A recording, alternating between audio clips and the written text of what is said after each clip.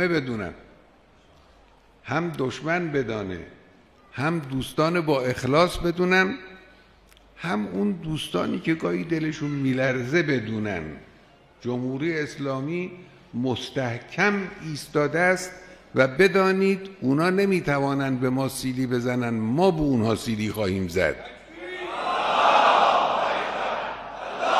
این انقلاب و نظامی که به وجود آمد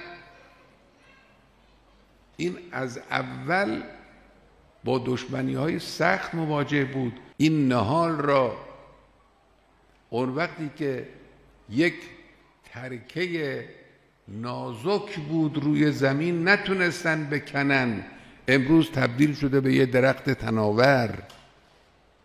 میتونن بکنن، غلط میکنن. میگن میخواهیم نظام جمهوری اسلامی رو تغییر بدیم. خب کی بوده که شما نخواستید این کارو بکنید؟